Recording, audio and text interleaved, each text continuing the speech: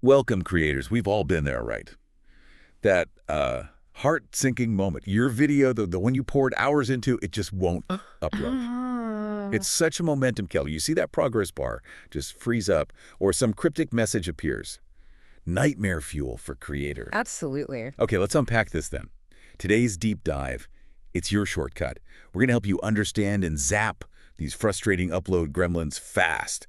Get you back to creating. And what's fascinating here, really, is how often these things that feel like massive technical walls, well, they often have pretty straightforward explanations. Right. We're basically going to translate that official YouTube help stuff into, real-world steps so you get not just what to do, but why it's happening. That understanding, that's the key. Gives you back the confidence. Exactly. So let's dive in. We'll walk through the 7 most common culprits behind these errors and give you quick fixes. First one up, and honestly, these can be the most annoying because they're so vague. Messages like, we have encountered unexpected problems, or maybe a network error has occurred. YouTube's first tip is always super simple, isn't it? Yeah, just wait. Just wait a couple of minutes, try again.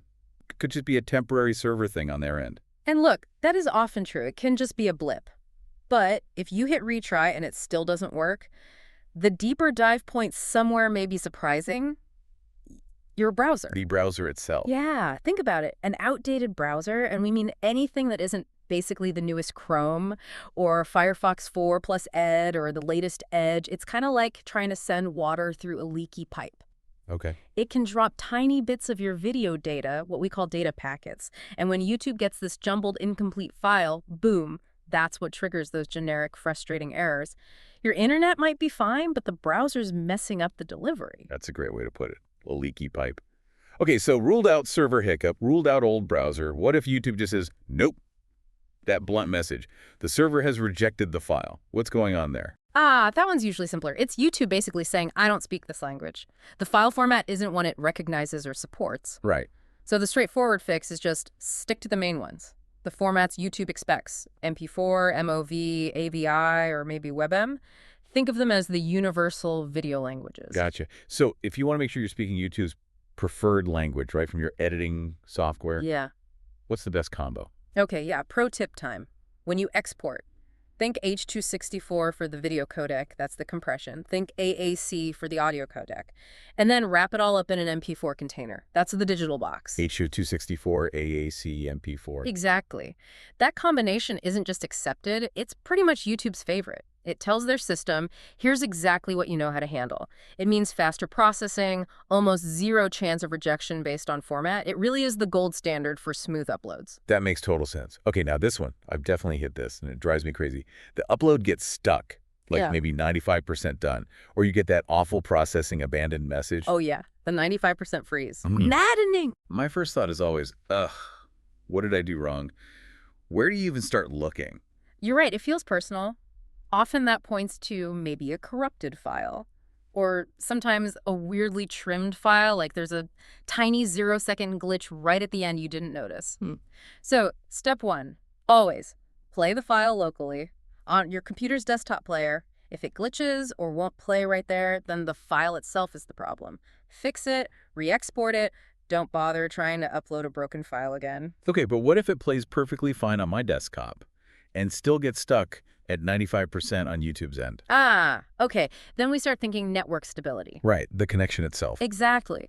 Imagine your video file is like a big jigsaw puzzle being sent piece by piece over the internet. If your connection is shaky, unstable, maybe your Wi-Fi keeps dropping for a split second. It loses pieces. It loses pieces. Those data packets get dropped. So the file arrives at YouTube incomplete, scrambled. Even if the original file on your computer was perfect, that's why it fails during their processing stage. Okay, so what's the fix then? If Wi-Fi is the suspect? Well, the best bet is often to switch to a wired Ethernet connection if you can, much more stable. Or sometimes tethering to your phone's mobile data connection can work wonders. If you've got a good stable 4G or 5G signal, using your phone as a hotspot for your computer can be a really reliable alternative to flaky home Wi-Fi. Right, tethering. Good tip. So it's not always the file, sometimes it's the journey it takes. That's a good moment right there. Okay, let's switch gears. A different kind of wall. The daily upload limit reached message. That's not a technical glitch, is it? No, not a glitch. That's YouTube actually having a limit, kind of a quiet cap, on how many videos one channel can upload in a 24-hour window, Ah, if you hit that. The only solution really is patience. You just have to wait 24 hours for the counter to reset. And it's worth knowing, too, if your channel has any strikes or policy flags against it, that can sometimes lower your daily limit even further. wow. Okay. So it's just a hard stop, no getting around it. Yeah. That must be really frustrating for creators who are, batch uploading or really on a roll. Especially with shorts, people upload loads of those at once sometimes. Oh, absolutely. It can definitely break your flow. So, for creators doing bulk uploads, maybe lots of shorts, here's a strategic tip. Stagger them. Dagger. Yeah. Instead of trying to dump, say, 20 videos all at once, use YouTube's scheduling feature. Upload them gradually, schedule them out over a day or two. It helps you stay under that cap and keeps your content flowing smoothly, avoids hitting that sudden wall. That's smart. Plan ahead. Now, speaking of shorts, they seem to have their own little quirks, especially around music from the audio library. They do.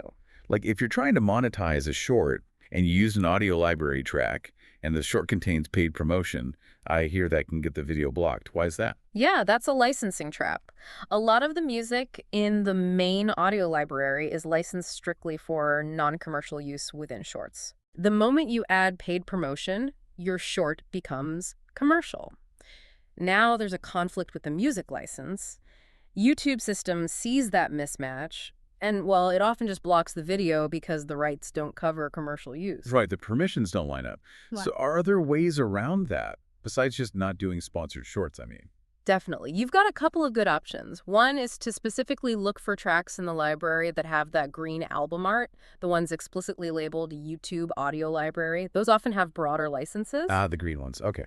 The other way is to add your music during your own editing process before you even get to the Shorts uploader. Find music you can license properly, pay for the rights if needed, and add it in your video editor. That way you know you have the commercial rights cleared before you upload. Got it. Handle the licensing outside the shorts tool. Okay. Okay, next gremlin. A security error has occurred. Sounds kind of scary. It does sound serious, but often it's something on your end. It usually points to your own security software being a bit too aggressive. Like my antivirus. Exactly. Antivirus, firewall, maybe even strict browser security settings. They see the large upload happening and sometimes flag it as suspicious activity, blocking it. So what's the quick fix? Turn everything off. Temporarily, yes. The quick fix is usually disable your antivirus or firewall just for the upload, let it go through. And then this is important. Immediately turn your security back on. You want that window of vulnerability to be as short as absolutely possible, just for the upload itself. Makes sense. Keep the shield down only for a moment. What if you're not on your home network, though? Like at school or work, their security is probably way tighter. Oh, for sure. Those networks often use proxies. Think of them like digital gatekeepers filtering everything. They can be super restrictive and just block uploads entirely. So you're stuck. Not necessarily. In that situation, sometimes using a trusted VPN, a virtual private network, can help. It can often bypass those network restrictions. But there's a catch. You need to make sure the VPN doesn't kill your upload speed. Some VPNs can really slow your connection down, which, ironically, could cause other upload problems like timeouts. So, test your speed if you try a VPN. Good point. Okay, we've hit network, browser, file type, security, daily limits, shorts, audio. What's left? Is there a seventh common one? There is, and it's about the file itself being fundamentally wrong. We sometimes see errors because people upload tiny, empty, or what are called reference movie files. Reference movies. Yeah, like a QuickTime reference file. It's basically just a pointer to the video data, not the data itself. Or sometimes the export just fails and you end up with a file that's only a few kilobytes, maybe even 0 bytes. Yeah. You'll get errors like rejected, file too small, or failed, empty.mov file. This just screams incomplete or incorrect export from your editing software. You absolutely have to export a full self-contained movie file. So how can you spot that before you waste time uploading? Is there an easy check? Yeah, there's a really simple rule of thumb. Check the file size. If your final video file is like anything less than a couple of megabytes, that's a huge red flag. Okay. Even a short video, properly exported, is almost always going to be bigger than that. So if you see a tiny file size, something probably went wrong during the export. Fix that first. Always check the file size before you upload. Saves a ton of hassle. Wow. Okay, so there we have it. 7 common upload gremlins. Busted.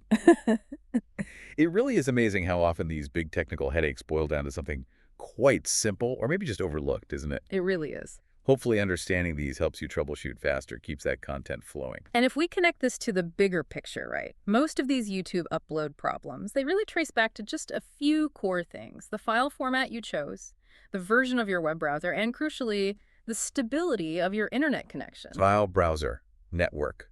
The big three. Pretty much. Get those basics right, and you're heading towards what we like to call boringly reliable uploads. Which, let's face it, is exactly what every creator wants. Oh, absolutely. Mm. Boringly reliable is the dream.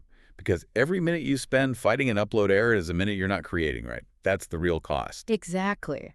So, thinking about all this, what's the one thing that really stands out to you from today's deep dive? Something you'll maybe apply right away?